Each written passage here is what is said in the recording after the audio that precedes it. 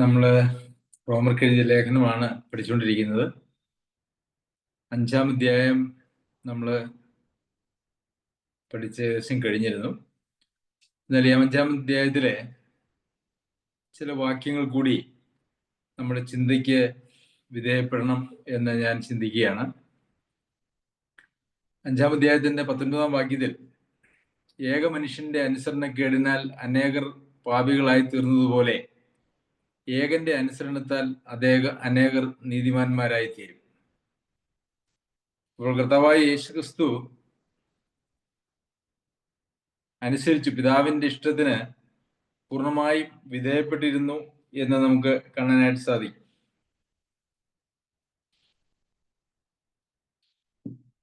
കർത്താവിന്റെ അനുസരണം അത് നമുക്ക് നീതീകരണത്തിന് കാരണമായി തീരുന്നു എന്നാണ് നമ്മളിവിടെ കാണുന്നത്. കർത്താവിന്റെ അനുസരണം നമുക്ക് എങ്ങനെയാണ് നമുക്ക് നീതിയായി കണക്കിടുന്നത് എന്നുള്ളത് നാം ചിന്തിച്ചാൽ, നാം കർത്താവിൽ വസിക്കുന്ന അല്ലെങ്കിൽ കർത്താവിലൂടെ നമുക്ക് വരുന്നതായിട്ടുള്ള എല്ലാ ആത്മീക അനുഗ്രഹങ്ങളെയും കുറിച്ച് നാം മനസ്സിലാക്കുകയും ചിന്തിക്കുകയും ചെയ്യേണ്ടത് ആവശ്യമാണ്. നമുക്കറിയാം, നാം എത്ര അനുസരണത്തിലേക്ക് വന്നാലും ദൈവം നമ്മെക്കുറിച്ച് ആഗ്രഹിക്കുന്നതായ ആ അനുസരണത്തിന്റെ തലത്തിലെത്താനായിട്ട് ഈ ലോകത്തിൽ മനുഷ്യന് അസാധ്യമാണ്. പ്രത്യേകിച്ച് സ്വർഗീയ പിതാവ് സൽഗുണപൂർണനായിരിക്കുന്നത് പോലെ നാമും ആകണം എന്ന് മത്തായി എഴുതിയ സുവിശേഷത്തിൽ നമ്മൾ വായിക്കുന്നു. 5-ാം അധ്യായത്തിൽ കർത്താവ് സൽഗുണപൂർണനായിരിക്കുന്ന പോലെ നാം സൽഗുണപൂർണരാകുവിൻ എന്നുള്ള പ്രബോധനമാണ്. എന്നാൽ സൽഗുണപൂർണർ, നിങ്ങളുടെ സ്വർഗസ്ഥനായ പിതാവ് സൽഗുണപൂർണരായിരിക്കുന്നത് പോലെ നമുക്ക് സൽഗുണപൂർണരാകുവാനായിട്ട് കഴിയുമോ എന്ന് ചോദിച്ചാൽ പൊതുവിൽ ആളുകൾ പറയും, അയ്യോ അതങ്ങനെ കഴിയുകയില്ല. കാരണം നമ്മളുടെ പ്രവർത്തന തലങ്ങളിലേക്ക്, വിശ്വാസത്തിന്റെ തലങ്ങളിലേക്ക് നാം ചിന്തിക്കുമ്പോൾ അങ്ങനെ ഒരു സൽഗുണ പൂർത്തി വരിക എന്ന് പറയുന്നത് അസാധ്യമാണ് എന്നുള്ളത് നമുക്കറിയാം. കാരണം തിന്മ എന്ന് പറയുന്നത് നാം അരുത് എന്ന് പറയുന്ന കാര്യങ്ങൾ ചെയ്യാതിരിക്കുന്നത് മാത്രമല്ല, ചെയ്യണമെന്ന് പറയുന്ന കാര്യങ്ങൾ ചെയ്യാതിരിക്കുന്നതും തിന്മയാണ്. കനിവില്ലായ്മ, കരുണയില്ലായ്മ, വാത്സല്യമില്ലായ്മ, ഇതൊക്കെ വളരെ ഗൗരവമായിട്ടുള്ള പാപത്തിന്റെ ലിസ്റ്റിൽപ്പെട്ടിരിക്കുന്ന കാര്യങ്ങളാണ്. എന്നു മാത്രവുമല്ല, വിശ്വാസത്തിൽ നിന്ന് ഉത്ഭവിക്കാത്തതെല്ലാം പാപമാകുന്നു എന്നും നമ്മൾ വായിക്കുന്നുണ്ട്. അപ്പോൾ സ്വർഗീയ പിതാവ് സൽഗുണപൂർണനായിരിക്കുന്നത് പോലെ നമുക്ക് പ്രായോഗിക ജീവിതത്തിൽ ആ സൽഗുണപൂർണത എന്ന് പറയുന്നത് സാധിക്കുന്ന ഒരു കാര്യമല്ല. എന്നാൽ നമ്മുടെ കർത്താവായ യേശുക്രിസ്തു അനുസരിച്ചു, എല്ലാ കാര്യങ്ങളും അനുസരിച്ചു. ഏക മനുഷ്യന്റെ അനുസരണക്കേടിനാൽ അനേകർ പാപികളായി തീർന്നതുപോലെ ഏകന്റെ അനുസരണത്താൽ അനേകർ നീതിമാന്മാരായി തീരും. അപ്പോൾ കർത്താവായ യേശുക്രിസ്തുവിന്റെ അനുസരണം നമ്മുടെ നീതീകരണത്തിന് ഒരു കാരണമാണ് എന്ന് നമുക്ക് കാണുവാനായിട്ട് സാധിക്കും. നമ്മളുടെ അനുസരണം നമ്മളുടെ നീതീകരണത്തിന് ഒരിക്കലും പര്യാപ്തമാകുവാനായിട്ട് കഴിയുകയില്ല. കാരണം നമ്മളുടെ അനുസരണം ഏത് തലം വരെ ഉയർന്നാലും ദൈവസന്നിധിയിൽ സ്വീകാര്യമായിരിക്കുന്ന, പ്രസാദകരമായിരിക്കുന്ന ഒരു തലത്തിലേക്ക് 100% എത്തുക എന്ന് പറയുന്നത് അസാധ്യമായിട്ടുള്ളൊരു കാര്യമാണ്. അപ്പോൾ പിന്നെ കർത്താവായ യേശുക്രിസ്തുവിന്റെ അനുസരണം ആണ് നമ്മളുടെ നീതീകരണത്തിന് അടിസ്ഥാനം എന്ന് നമുക്ക് മനസ്സിലാക്കുവാനായിട്ട് സാധിക്കും. കൊലോസ്യ ലേഖനം പഠിച്ചപ്പോൾ നാം അത് പഠിക്കുകയുണ്ടായി. അവനിൽ നിങ്ങൾ പരിപൂർണരായിരിക്കും. ദൈവത്തിന്റെ സർവസമ്പൂർണതയും അവനിൽ വസിക്കുന്നു. അവനിൽ വസിക്കുമ്പോൾ അവനിൽ നമ്മൾ സർവസമ്പൂർണരാണ് എന്ന് നമ്മൾ വായിക്കുന്നുണ്ട്. അപ്പോൾ കർത്താവായ യേശു ക്രിസ്തു ഈ ലോകത്തിൽ പിതാവിനോടുള്ള ബന്ധത്തിൽ ചെയ്തതായിട്ടുള്ള പൂർത്തീകരിച്ചതായിട്ടുള്ള അനുസരണം നമുക്ക് കണക്കിടുക എന്നുള്ളതാണ് നമ്മുടെ സൽഗുണപൂർണതയ്ക്കോ അല്ലെങ്കിൽ നമ്മുടെ സമ്പൂർണതയ്ക്കോ അതിന് അടിസ്ഥാനമായിരിക്കുന്ന ആധാരമായിരിക്കുന്ന കാര്യം എന്ന് പറയുന്നു. അപ്പോൾ അതുപോലെ തന്നെ കർത്താവിന്റെ പ്രത്യക്ഷതയെങ്കിൽ നമ്മളെ വിശുദ്ധരും നിഷ്കളങ്കരും കുറ്റമില്ലാത്തവരുമായി വെളിപ്പെടേണ്ടതിന് എന്ന് നമ്മൾ വായിക്കുന്നുണ്ട്. അപ്പോൾ കർത്താവ് പ്രത്യക്ഷപ്പെടുമ്പോൾ നമ്മൾ ആരും അശുദ്ധരായിട്ട് വെളിപ്പെടാൻ പാടില്ല, കുറ്റമുള്ളവരായിട്ട് വെളിപ്പെടുവാനായിട്ട് പാടില്ല, കളങ്കമുള്ളവരായിട്ടും വെളിപ്പെടുവാനായിട്ട് പാടില്ല. അപ്പോൾ ഇത് വലിയ ഒരു ദൈവശാസ്ത്രപരമായിട്ടുള്ള അവസ്ഥയിലേക്കാണ് നമ്മെ എത്തിക്കുന്നത് എന്ന് നമുക്ക് ശ്രദ്ധിച്ചാൽ മനസ്സിലാക്കുവാനായിട്ട് സാധിക്കും. അപ്പോൾ കർത്താവായ യേശുക്രിസ്തുവിലുള്ള വിശ്വാസത്താൽ കർത്താവ് അനുസരിച്ച് പൂർത്തിയാക്കിയ ന്യായപ്രമാണം നമ്മളിൽ ദൈവം നൽകുകയാണ് ചെയ്യുന്നത് എന്ന് നമുക്ക് ദൈവവചനത്തിലെ പ്രമാണങ്ങൾ വായിച്ച് മനസ്സിലാക്കുവാനായിട്ട് സാധിക്കും. നാം നേരത്തെ പല പ്രാവശ്യം ചിന്തിച്ചതായിട്ടുള്ളൊരു കാര്യമാണ്, ഒരുവൻ വീണ്ടും ജന്മം പ്രാപിക്കുമ്പോൾ കർത്താവായ യേശുക്രിസ്തുവിനോട് ചേരുകയും കർത്താവായ യേശുക്രിസ്തുവിനുള്ളതായിട്ടുള്ള നിത്യജീവന് നാം പങ്കാളികളായി തീരുകയുമാണ് ചെയ്യുന്നത്. അങ്ങനെ നമുക്ക് ലഭിക്കുന്നതായിട്ടുള്ള ആ പങ്കാളിത്തത്തോടു കൂടി നാം കർത്താവിൽ വസിക്കുന്നു. വിശ്വാസത്താൽ നാം കർത്താവിൽ വസിക്കുന്നു. അപ്പോൾ അവിടെ ഈ കർത്താവിന്റെ അനുസരണവും അല്ലെങ്കിൽ നീതിയും വിശുദ്ധിയും ഒക്കെ നമുക്ക് കണക്കിടുന്നതിന്റെ അടിസ്ഥാനം എന്ന് പറയുന്നത് വിശ്വാസത്താൽ നാം കർത്താവിൽ വസിക്കുന്നു എന്നുള്ള ഒറ്റ കാരണത്താലാണ്. അപ്പോൾ നമ്മുടെ വിശ്വാസം എന്ന് പറയുന്നത് അല്ലെങ്കിൽ കർത്താവിൽ നാം വസിക്കുക എന്ന് പറയുന്നത് വളരെ സുപ്രധാനമായിട്ടുള്ള ഒരു കാര്യമാണ്.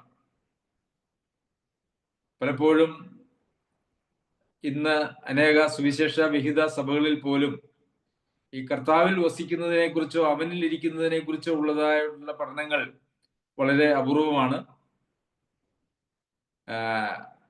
ഏറ്റുപറയുക, രക്ഷിക്കപ്പെടുക, പിന്നെ മിക്കവാറും സഭകളൊക്കെ സ്നാനപ്പെടുന്നതിനെ കുറിച്ചും പറയാറുണ്ട്, ഒരു കൽപ്പന എന്നതുപോലെ മാത്രം.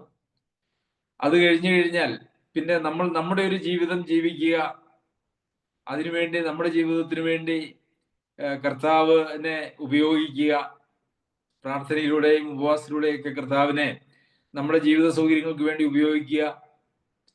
പിന്നെ നിത്യത എന്ന് പറയുന്നത് ദൈവം ഗ്യാരണ്ടി ചെയ്തിരിക്കുന്ന ഒരു കാര്യമാണ്, അതിനകത്ത് യാതൊരു പ്രയാസവും പ്രശ്നവും ഇല്ല തുടങ്ങിയതായിട്ടുള്ള ഒരു ചിന്താഗതികളൊക്കെയാണ് യഥാർത്ഥത്തിൽ ഇന്ന് നമുക്ക് ക്രിസ്തീയ ലോകത്തെ കാണുവാനായിട്ട് കഴിയുന്നത്. യോഹന്നാൻ ലേഖനം എഴുതുമ്പോൾ അവിടെ നമ്മൾ വായിക്കുന്നതായിട്ടുള്ള കാര്യം, അവനിൽ വസിക്കുന്നു എന്ന് പറയുന്നവൻ അവൻ നടന്നതുപോലെ നടക്കേണ്ടതാകുന്നു. അപ്പോൾ അവിടെ അവനിൽ വസിക്കുക എന്ന് പറഞ്ഞാൽ അവൻ നടക്കുന്നത് പോലെ നടക്കുന്ന ഒരു ജീവിതമാണ് എന്ന് നമ്മൾ കാണുന്നു. അതുപോലെ തന്നെ യോഹന്നാൻ എഴുതിയ 1-ാം ലേഖനം അതിൻ്റെ 1-ാം അധ്യായത്തിൽ നമുക്ക് വായിക്കാൻ കഴിയുന്നതായിട്ടുള്ള കാര്യം, ഞങ്ങൾ കണ്ടും കേട്ടുമുള്ളത് നിങ്ങൾക്ക് ഞങ്ങളോട് കൂട്ടായ്മ ഉണ്ടാകേണ്ടതിന് നിങ്ങളോട് അറിയിക്കുന്നു. ഞങ്ങളുടെ കൂട്ടായ്മയോ പിതാവിനോടും അവന്റെ പുത്രനായ യേശു ക്രിസ്തുവിനോടുമാകുന്നു. അപ്പോൾ ഇവിടെ ഒരു കൂട്ടായ്മയെ കുറിച്ച് പറയുന്നുണ്ട്, നിങ്ങൾക്ക് ഞങ്ങളോടുള്ള കൂട്ടായ്മ. അപ്പോൾ ഞങ്ങളുടെ കൂട്ടായ്മ പിതാവിനോടും പുത്രനോടും, പരിശുദ്ധാത്മാവ് നമ്മിൽ വാസം ചെയ്യുന്നു. അപ്പോൾ ക്രിസ്തീയ ജീവിതം എന്ന് പറയുന്നത് പരിശുദ്ധാത്മാവ് നമ്മിൽ വാസം ചെയ്തതുകൊണ്ട് നമ്മെ നിയന്ത്രിക്കുകയും പിതാവിനോടും പുത്രനോടും ഉള്ള കൂട്ടായ്മയിലൂടെ നിങ്ങൾക്കും ഞങ്ങൾക്കും, അതായത് വിശ്വാസികൾക്ക് എല്ലാവർക്കും അന്യോന്യം ഉണ്ടാകുന്നതായ ഒരു കൂട്ടായ്മ, ഇതാണ് യഥാർത്ഥത്തിലുള്ള ക്രിസ്തീയ ജീവിതം എന്ന് പറയുന്നത്. അപ്പോൾ പ്രിയമുള്ളവരെ, ഈ കർത്താവിൽ വസിക്കുക എന്ന് പറയുന്നത് നമ്മെ സംബന്ധിച്ചിടത്തോളം നമ്മളുടെ നിത്യതയെ ബാധിക്കുന്നതായിട്ടുള്ള ഒരു സുപ്രധാനമായിട്ടുള്ള കാര്യമാണ്. അതിനെ സംബന്ധിച്ച് നമ്മൾ അങ്ങനെ എത്രത്തോളം ചിന്തിക്കുന്നുണ്ട് എന്നുള്ളത് ഞാൻ പലപ്പോഴും ഭയപ്പെടാറുണ്ട്. കർത്താവിന്റെ അനുസരണം നമുക്ക് കണക്കിട്ട് കിട്ടുന്നില്ല എങ്കിൽ നമ്മളുടെ അനുസരണത്തിന്റെ അടിസ്ഥാനത്തിലൊന്നും ദൈവസന്നിധിയിലുള്ള സ്വീകാര്യതയ്ക്ക് യാതൊരു യോഗ്യതയും ഇല്ല എന്നുള്ളത് നമ്മൾ മനസ്സിലാക്കും. ഈ കർത്താവിനോട് കൂടെ വസിക്കുന്നതിന്റെ ഒരു പ്രാധാന്യം കർത്താവ് തന്നെ ഈ ലോകത്ത് ജീവിച്ചിരുന്ന സമയത്ത് തൻ്റെ ശിഷ്യന്മാരോട് പറയുകയുണ്ടായി. അതിന്റെ വിശദമായിട്ടുള്ള ഒരു പ്രസ്താവന നമുക്ക് യോഹന്നാൻ എഴുതിയ സുവിശേഷം 15-ാമത്തെ അധ്യായത്തിൽ കാണുവാനായിട്ട് കഴിയും. ഞാൻ സാക്ഷാൽ മുന്തിരിവള്ളിയും എൻ്റെ പിതാവ് തോട്ടക്കാരനുമാകുന്നു. എന്നിൽ കായ്ക്കാത്ത കൊമ്പൊക്കെയും അവൻ നീക്കിക്കളയുന്നു, കായ്ക്കുന്നതൊക്കെയും അധികം ഫലം കായ്ക്കേണ്ടതിന് ചെത്തിപിടിപ്പാക്കുന്നു. അപ്പോൾ ഇവിടെ കർത്താവിൽ കായ്ക്കാത്ത കൊമ്പ് എന്ന് നമ്മൾ വായിക്കുന്നുണ്ട്. കർത്താവിൽ കായ്ക്കാത്ത കൊമ്പ് എന്ന് പറഞ്ഞാൽ എന്താണ്? അപ്പോൾ കർത്താവിൽ ഒരാൾ കർത്താവിനോട് ചേർന്നാൽ, മുന്തിരിവള്ളിയിൽ ഒരു കൊമ്പ് ഇരിക്കുന്നു എന്ന് വന്നാൽ അതിന്റെ അർത്ഥം ആ കൊമ്പ് അവിടെ കർത്താവിനോട് ചേർന്നിട്ടുണ്ട്, വള്ളിയോട് ചേർന്നിട്ടുണ്ട് എന്ന് നമുക്ക് കാണാനായിട്ട് കഴിയും. എന്നാൽ ഫലം കായ്ക്കാത്ത ഒരു കൊമ്പ് അത് അവൻ നീക്കിക്കളയുന്നു എന്നാണ്. എന്താണ് ഈ ഫലം കായ്ക്കാത്ത കൊമ്പ് എന്ന് പറയുന്നതിന് കാരണം? ഞാൻ വിചാരിക്കുന്നു, അവനിൽ വസിക്കുന്നു എന്ന് പറയുന്നവൻ അവൻ നടന്നതുപോലെ നടക്കേണ്ടതാകും. അവൻ നടന്നതുപോലെ നടക്കാത്ത കൊമ്പുകൾ ഫലം കായ്ക്കാനായിട്ട് കഴിയാത്തതായിട്ടുള്ള കൊമ്പുകളാണ്. അല്ലെങ്കിൽ അവൻ നടന്നതുപോലെ നടക്കുക എന്ന് പറയുന്നത് തന്നെ ഫലം കായ്ക്കുന്നതാണ്. നമുക്കറിയാം, ഫലം എന്ന് പറയുന്നത് ആത്മാവിന്റെ ഫലം എന്ന് പറഞ്ഞ് നമ്മൾ ഗലാത്യലേഖനം 5-ാം അധ്യായത്തിൽ വായിക്കുന്നുണ്ട്. അങ്ങനെ ആ ഫലം ഒരുവനിൽ ഉണ്ടാകുന്നില്ല എങ്കിൽ വസിക്കുന്നു എന്ന് പറയുന്നത് കേവലം യാന്ത്രികമാണ്, അല്ലെങ്കിൽ താത്വികം മാത്രമാണ്. അതിന് പ്രായോഗികമായിട്ടുള്ള യാതൊരു മൂല്യങ്ങളും ഇല്ല എന്നാണ് നമുക്ക് കാണാനായിട്ട് കഴിയുന്നത്. അപ്പോൾ കായ്ക്കാത്ത കൊമ്പൊക്കെയും അവൻ നീക്കിക്കളയും. അപ്പോൾ അത് കൊമ്പാണ്, വള്ളിയോട് ചേർന്നിരിക്കുന്നത് തന്നെയാണ് എന്ന് അവിടെ നിന്ന് തന്നെ നമുക്ക് മനസ്സിലാക്കുവാനായിട്ട് കഴിയും. കായ്ക്കുന്നതൊക്കെയും അധികം ഫലം കായ്ക്കേണ്ടതിന് ചെത്തിപിടിപ്പാകുന്നു. യഥാർത്ഥത്തിൽ നമ്മുടെ കർത്താവിനോട് ചേർന്നുള്ള, കർത്താവിൽ വസിച്ചുകൊണ്ടുള്ള നമ്മുടെ ജീവിതം എന്ന് പറയുന്നത് അധികം ഫലം കായ്ക്കേണ്ടതിന് ചെത്തിവെടുപ്പാക്കുന്ന ഒരു പ്രക്രിയയാണ്. നമ്മുടെ എല്ലാവരുടെയും ജീവിതത്തിലേക്ക് നാം ഒന്ന് കണ്ണോടിച്ചാൽ കർത്താവ് നമ്മെ ചെത്തിവെടിപ്പാക്കുന്നതായിട്ടുള്ള ധാരാളം സന്ദർഭങ്ങളിലൂടെ നാം എല്ലാവരും കടന്നു പോകുന്നുണ്ട് എന്നുള്ളത് നമുക്ക് മനസ്സിലാക്കുവാനായിട്ട് കഴിയും.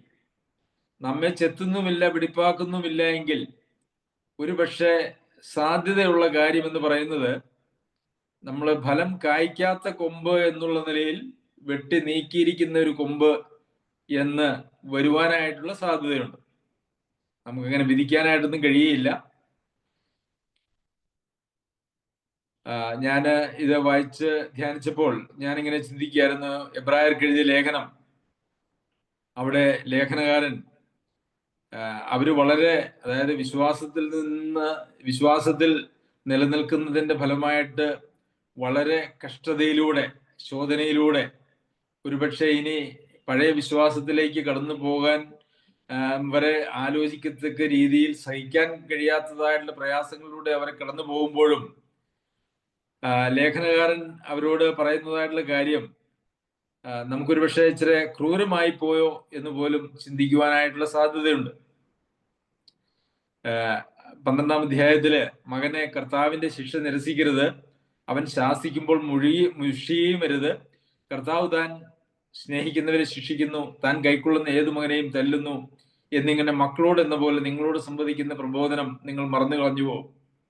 അപ്പോൾ അവര് വലിയ കഷ്ടങ്ങളിലൂടെ, വിശ്വാസത്തിന്റെ പേരിൽ തന്നെ വന്നതായിട്ട് അനേക കഷ്ടങ്ങളിലൂടെ കടന്നു പോകുമ്പോഴും യഥാർത്ഥത്തിൽ അത് ദൈവം അവരെ ബാലശിക്ഷ കഴിക്കുന്നതാണ് എന്നുള്ള നിലയിൽ വളരെ കൃത്യമായിട്ടാണ് ഇവിടെ ലേഖനകാരൻ പറയുന്നത്. അപ്പോൾ നമ്മുടെ ജീവിതത്തിൽ വിവിധ നിലകളിൽ നമ്മെ ചെത്തിവെടുപ്പാക്കുന്നതായിട്ടുള്ള ഒരു പ്രക്രിയ ദൈവം നടത്തിക്കൊണ്ടിരിക്കും. അത് അധികം ഫലം കായ്ക്കേണ്ടതിനാണ് എന്ന് നമുക്ക് മനസ്സിലാക്കുവാനായിട്ട് സാധിക്കണം. നാലാമത്തെ വാക്യത്തിൽ, യോഹന്നാൻ സുവിശേഷം 15-ാം അധ്യായത്തിന്റെ 4-ാം വാക്യത്തിൽ, എന്നിൽ വസിപ്പിൻ, ഞാൻ നിങ്ങളിലും വസിക്കും. അപ്പോൾ കർത്താവ് പറയുന്നത് കർത്താവിൽ വസിക്കണം എന്ന് തന്നെയാണ്. കർത്താവിൽ വസിച്ചാൽ മാത്രമേ കർത്താവ് നമ്മളിലും വസിക്കുകയുള്ളൂ. വസിക്കുക എന്ന് പറയുന്നത്, യോഹന്നാൻ ലേഖനം എഴുതുമ്പോൾ അതിനെക്കുറിച്ച് പറയുന്നത് കൂട്ടായ്മ എന്നുള്ള നിലയിലാണ്. ഞങ്ങളുടെ കൂട്ടായ്മ, നിങ്ങൾക്ക് ഞങ്ങളോട് കൂട്ടായ്മ ഉണ്ടാകണം, ഞങ്ങളുടെ കൂട്ടായ്മ പിതാവിനോടും പുത്രനോടുമാകും. അപ്പോൾ അവനോടുള്ള കൂട്ടായ്മയിൽ വസിക്കുന്നതിനെ സംബന്ധിച്ചാണ് ഇവിടെ വസിപ്പിൻ എന്ന് പറയുന്നത്. പിന്നെ ഇവിടെ കാണുന്നത്, കൊമ്പിന് മുന്തിരിവള്ളിയിൽ വസിച്ചിട്ടല്ലാതെ സ്വയമായി കായ്പാൻ കഴിയാത്തതുപോലെ എന്നിൽ വസിച്ചിട്ടല്ലാതെ നിങ്ങൾക്ക് കഴിയുകയില്ല. അപ്പോൾ കർത്താവിൽ വസിച്ചുകൊണ്ട് മാത്രമേ കർത്താവ് ആഗ്രഹിക്കുന്നതായിട്ടുള്ള ഫലം നമ്മളിൽ ഉണ്ടാകുവാനായിട്ട് കഴിയുകയുള്ളൂ. ഏതെങ്കിലും ഒരു മുന്തിരിവള്ളിയിൽ നിന്നൊരു കൊമ്പ് മുറിച്ച് മാറ്റിയിട്ടാൽ അതിൻ്റെ അന്ത്യം എന്ന് പറയുന്നത് അത് ഉണങ്ങിപ്പോവുകയോ ചീഞ്ഞു പോവുകയോ ചെയ്യും, കാലാവസ്ഥയ്ക്ക് അനുസരിച്ച് എന്ന് മാത്രമേ ഉള്ളൂ. അതല്ലാതെ അതിനെ ഒരിക്കലും ഫലം കായ്ക്കുവാനായിട്ട് കഴിയില്ല. അപ്പോൾ കർത്താവായ യേശു ക്രിസ്തുവിൽ വസിച്ചാൽ മാത്രമേ ദൈവം നമ്മിൽ നിന്ന് ഉളവാകണമെന്ന് ആഗ്രഹിക്കുന്നതായിട്ടുള്ള ആത്മീയ ഫലം നമ്മളിൽ ഉളവാകുവാനായിട്ട് കഴിയുകയുള്ളൂ. അത് വളരെ പ്രധാനപ്പെട്ടതായിട്ടുള്ളൊരു കാര്യമാണ്. ഞാനിങ്ങനെ ചിന്തിക്കുകയായിരുന്നു, നമ്മളിൽ ആത്മാവിന്റെ ഫലം എന്ന് പറഞ്ഞുകൊണ്ട്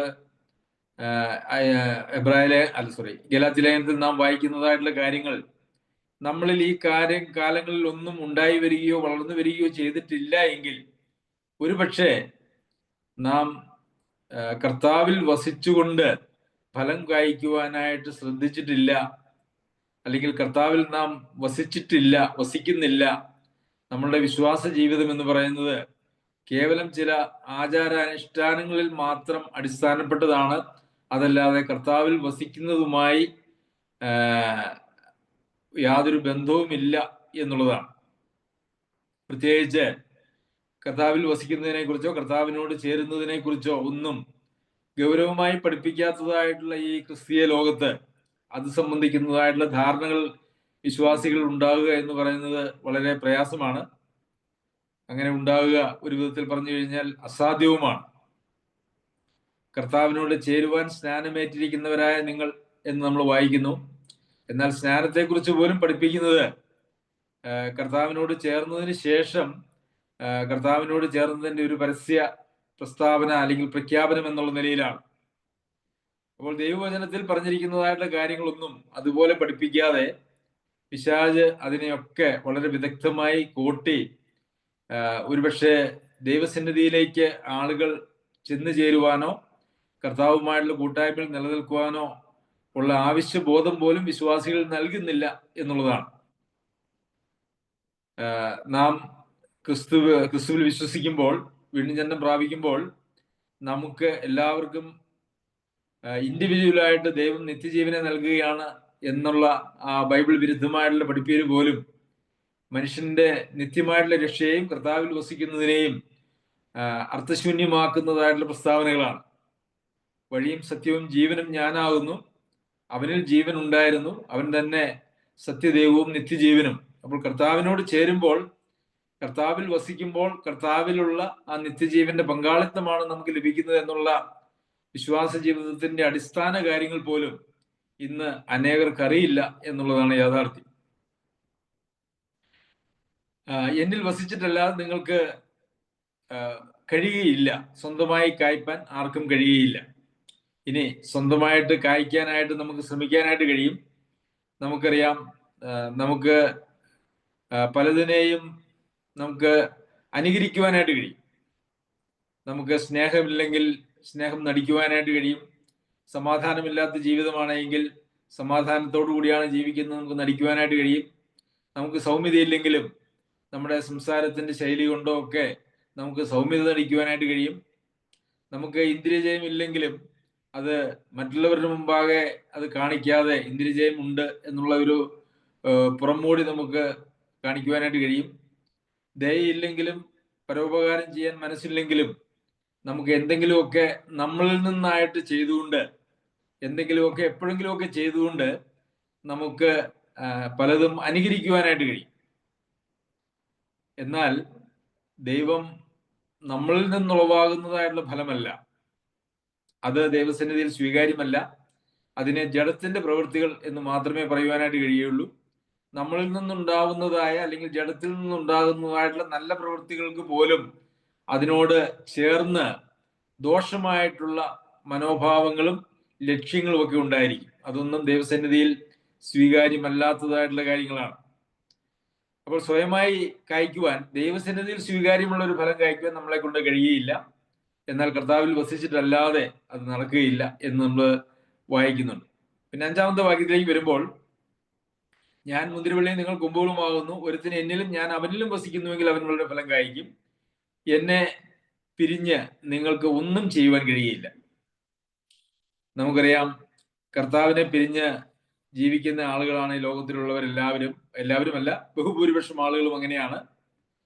അവരൊക്കെ അവരുടെ ജീവിതത്തിൽ എന്തെല്ലാം കാര്യങ്ങൾ ചെയ്യുന്നുണ്ട്. അവര് ജോലി ചെയ്യുന്നുണ്ട്, ധനം സമ്പാദിക്കുന്നുണ്ട്, അവർ വിവാഹം കഴിക്കുന്നുണ്ട്, കുഞ്ഞുങ്ങളുണ്ടാകുന്നുണ്ട്, കുഞ്ഞുങ്ങളെ പഠിപ്പിക്കുന്നുണ്ട്. ഈ ലോകത്തിലെ എല്ലാ കാര്യങ്ങളും ഒരു പക്ഷേ ഒരു ദൈവ പൈതൽ ചെയ്യുന്നത് പോലെയുള്ള എല്ലാ കാര്യങ്ങളും അവര് ചെയ്താണ് ജീവിക്കുന്നത്. എന്നാൽ ഇവിടെ പറയുന്നത്, നിങ്ങൾക്ക് എന്നെ പിരിഞ്ഞ് ഒന്നും ചെയ്യാൻ കഴിയില്ല. അപ്പോൾ പിന്നെ ദൈവത്തിൽ വസിച്ചുകൊണ്ട് മാത്രം ചെയ്യുവാൻ കഴിയുന്നതും വസിക്കാൻ കഴിയാത്തതുമായിട്ടുള്ള കാര്യങ്ങൾ എന്ന് പറയുന്നത് ഈ ലോകത്തിലെ എന്തെങ്കിലും ജീവിതവുമായിട്ട് ബന്ധപ്പെട്ട കാര്യങ്ങളല്ല, മറിച്ച് നമ്മുടെ ആത്മീയ ദൈവവുമായിട്ടുള്ള ബന്ധത്തിൽ ദൈവം നമ്മിൽ നിന്ന് ആഗ്രഹിക്കുന്നതായിട്ടുള്ള കാര്യങ്ങളാണ് എന്ന് നമുക്കറിയാമല്ലോ. അതുകൊണ്ട് കർത്താവിൽ വസിക്കുക എന്ന് പറയുന്നത് ദൈവപ്രസാദമായി ജീവിക്കുന്നതിനും ദൈവത്തിന് പ്രസാദമായിട്ടുള്ള ഫലം നമ്മളിൽ ഉളവാകുന്നതിനും അത് വളരെ ആവശ്യമാണ്. 6-ാം വാക്യത്തിൽ, എന്നിൽ വസിക്കാത്തവനെ ഒരു കൊമ്പ് പോലെ പുറത്ത് കളഞ്ഞിട്ട് അവൻ ഉണങ്ങിപ്പോകുന്നു, ആ വക ചേർത്ത് തീയിൽ ഇടുന്നു, അത് വെന്തു പോകും. എന്നിൽ വസിക്കാത്തവനെ എന്ന് പറഞ്ഞാൽ അവിടെ എന്നിൽ ഫലം കായ്ക്കാത്തവനെ എന്നാണ് അതിന്റെ യഥാർത്ഥത്തിലുള്ള അർത്ഥം. കാരണം കർത്താവിൽ മുന്തിരിവള്ളിയോട് കൊമ്പ് ചേർന്നിരിക്കുന്നു. എന്നിൽ വസിക്കാത്ത എന്ന് പറഞ്ഞാൽ ആ കൊമ്പ് മുന്തിരിവള്ളിയോട് ചേർന്നിരിക്കുന്നുവെങ്കിൽ പോലും അവിടെ ഫലം കായ്ക്കാൻ കഴിയുന്നില്ല എന്നുള്ള നിലയിലാണ് അത് ഉപയോഗിച്ചിരിക്കുന്നത് എന്നതിന് മുമ്പുള്ള വാക്യങ്ങൾ നാം വായിച്ചാൽ നമുക്ക് മനസ്സിലാക്കുവാനായിട്ട് കഴിയും. എന്നിൽ വസിച്ചു കഴിഞ്ഞാൽ ഫലം കായ്ക്കും, ഫലം കായ്ക്കുന്നില്ലെങ്കിൽ എന്നിൽ വസിക്കുന്നില്ല എന്നാണ് അതിന്റെ അർത്ഥം. അതുകൊണ്ട് എന്നിൽ വസിക്കാത്തവനെ എന്ന് പറഞ്ഞാൽ ഫലം കായ്ക്കാത്തവനെ എന്നുള്ളതാണ് അതിന്റെ വളരെ നേരെയുള്ളതായിട്ടുള്ള വ്യാഖ്യാനം എന്ന് പറയുന്നത്. ഒരു കൊമ്പ് പോലെ പുറത്ത് കളഞ്ഞിട്ട് അവൻ ഉണങ്ങിപ്പോകുന്നു. അപ്പോൾ നിങ്ങൾ എന്നിലും എൻ്റെ വചനം നിങ്ങളിലും വസിച്ചാൽ നിങ്ങൾ ഇച്ഛിക്കുന്നതെങ്കിലും അപേക്ഷിപ്പിൻ, അത് നിങ്ങൾക്ക് കിട്ടും. അപ്പോൾ ഇവിടെ നിങ്ങൾ എന്നിൽ വസിപ്പിൻ, ഞാൻ നിങ്ങളിലും വസിക്കും എന്നാണ് നമ്മൾ മുമ്പ് 2 വാക്യങ്ങളിൽ വായിച്ചത്. ഇവിടെ പറയുന്നു, നിങ്ങൾ എന്നിലും എൻ്റെ വചനം നിങ്ങളിലും വസിച്ചാൽ. അപ്പോൾ കർത്താവ് നമ്മിൽ വസിക്കുന്നത് എങ്ങനെയാണ് എന്ന് ചോദിച്ചാൽ, കർത്താവിന്റെ വചനം നമ്മളിൽ വസിക്കുന്നതിലൂടെയാണ്. നാം കർത്താവിൽ വസിക്കുന്നു, കർത്താവ് നമ്മിൽ വസിക്കുന്നു എന്ന് പറഞ്ഞാൽ കർത്താവ് തന്റെ വചനം നമ്മിൽ വസിക്കുന്നതിലൂടെയാണ് നമ്മെ നിയന്ത്രിക്കുകയും നമുക്ക് ഫലം കായ്ക്കുവാനായിട്ടുള്ള വഴി അവസരം ഒരുക്കുകയും ചെയ്യുന്നത് എന്ന് നമുക്ക് അവിടെ നിന്ന് മനസ്സിലാക്കുവാനായിട്ട് സാധിക്കും. നിങ്ങൾ വളരെ ഫലം കായ്ക്കുന്നതിനാൽ എൻ്റെ പിതാവ് മഹത്വപ്പെടുന്നു, അങ്ങനെ നിങ്ങൾ എൻ്റെ ശിഷ്യന്മാരാകും. അപ്പോൾ കർത്താവ് അന്ത്യകൽപ്പന കൊടുത്തത്, നിങ്ങൾ ലോകമെങ്ങും പോയി സുവിശേഷം പറയുക, അല്ലെ, പിതാവിന്റെ പുത്രന്റെയും പരിശുദ്ധാത്മാവിന്റെ നാമത്തിൽ സ്നാനം കഴിപ്പിച്ചും ഞാൻ നിങ്ങളോട് കൽപ്പിച്ചതൊക്കെയും അനുസരിപ്പാൻ തക്കവണ്ണം ഉപദേശിച്ചുകൊണ്ട് സകല ജാതികളെയും ശിഷ്യരാക്കിക്കൊള്ളുവിൻ. അപ്പോൾ കർത്താവിന്റെ കൽപ്പന എന്ന് പറയുന്നത് മനുഷ്യരെ കർത്താവിന്റെ ശിഷ്യന്മാരാക്കുക എന്നുള്ളതാണ്.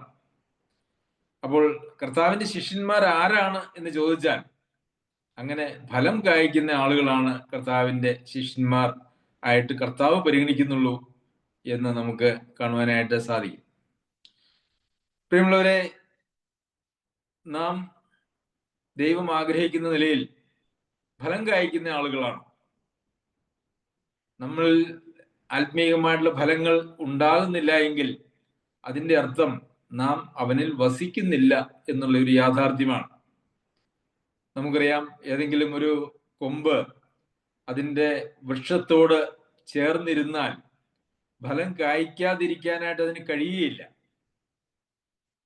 എന്നാൽ ഒരു കമ്പ് അതിന്റെ തായ് വൃക്ഷത്തോട് ചേർന്നിരിക്കുന്നില്ല എങ്കിൽ അതിന് ഒരിക്കലും ഫലം കായ്ക്കുവാനായിട്ടും കഴിയുകയില്ല.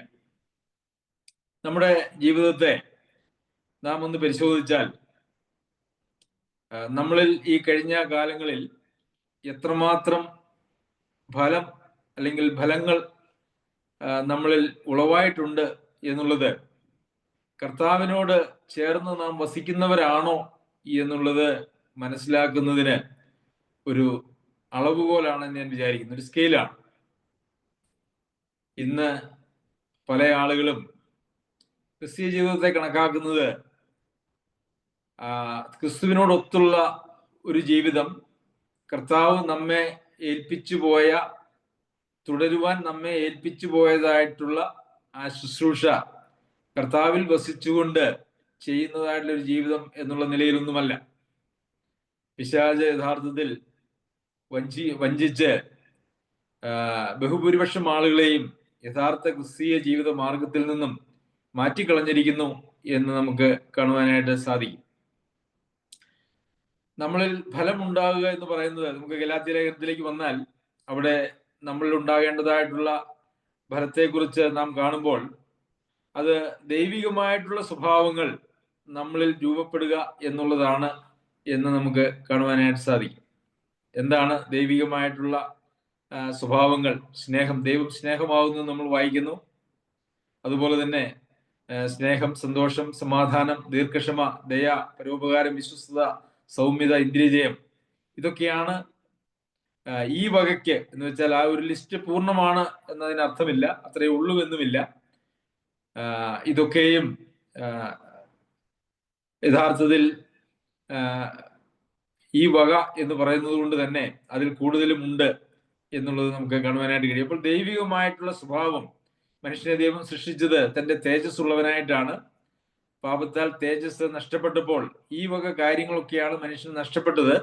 എന്നാൽ കർത്താവായ യേശു ക്രിസ്തു മുഖാന്തരം പിതാവിനോട് നിരപ്പ് പ്രാപിച്ച് കർത്താവിൽ നാം വസിക്കുമ്പോൾ ഈ വക സ്വഭാവങ്ങളൊക്കെ നമ്മളിൽ ഉരുവാകുകയും വളരുകയും ചെയ്യുക എന്നുള്ളതാണ് നമ്മളെ സംബന്ധിക്കുന്നതായിട്ടുള്ള ദൈവിക പരിപാടി. ഈ എല്ലാ ആത്മാവിന്റെ ഫലം എന്നിവിടെ പറഞ്ഞിരിക്കുന്നതായിട്ടുള്ള ഈ 9 കാര്യങ്ങളും നമ്മളതിനെ പരിശോധിച്ചാൽ അത് അന്യോന്യ ബന്ധത്തിൽ അധിഷ്ഠിതമായിട്ടുള്ള കാര്യങ്ങളാണ് എന്ന് നമുക്ക് കാണുവാനായിട്ട് സാധിക്കും. സ്നേഹം എന്ന് പറയുന്നത് നമുക്ക് മറ്റ് മനുഷ്യരോടുള്ള ബന്ധത്തിലാണ് സ്നേഹത്തിന് പ്രസക്തിയുള്ളൂ. അതുപോലെ തന്നെ സന്തോഷം, നമുക്ക് ഒറ്റയ്ക്കിരുന്ന് സന്തോഷിക്കുവാൻ അല്ലല്ലോ, അത് കർത്താവിലുള്ള ഒരു സന്തോഷം, നമ്മുടെ രക്ഷയോർത്തുള്ള സന്തോഷമുണ്ട്. എന്നാൽ സന്തോഷം എന്ന് പറയുന്നത് അത് പങ്കിടുമ്പോൾ വർദ്ധിക്കുന്നതായിട്ടൊരു കാര്യമാണ്. ദീർഘക്ഷമ, ദയ, പരോപകാരം, വിശ്വസ്തത, സൗമ്യത, ഇന്ദ്രിയജയം, ഇതെല്ലാം വ്യക്തിബന്ധങ്ങളിൽ വലിയ വ്യത്യാസങ്ങൾ വരുത്തുന്നതായിട്ടുള്ള സ്വഭാവ ഗുണങ്ങളാണ്, ആത്മീയ ഗുണങ്ങളാണ്, അല്ലെങ്കിൽ ദൈവിക ഗുണങ്ങളാണ് എന്ന് നമുക്ക് കാണുവാനായിട്ട് സാധിക്കും.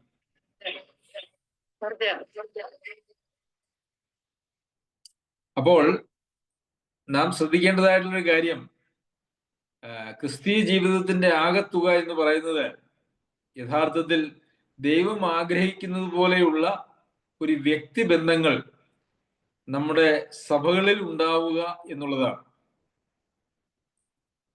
അതാണ് യഥാർത്ഥത്തിൽ നമ്മുടെ വിശുദ്ധീകരണം എന്ന് പറയുന്നത്, അല്ലെങ്കിൽ നമ്മിൽ ഉണ്ടാവുന്നതായിട്ടുള്ള ഫലം എന്ന് പറയുന്നത് അത് തന്നെയാണ്.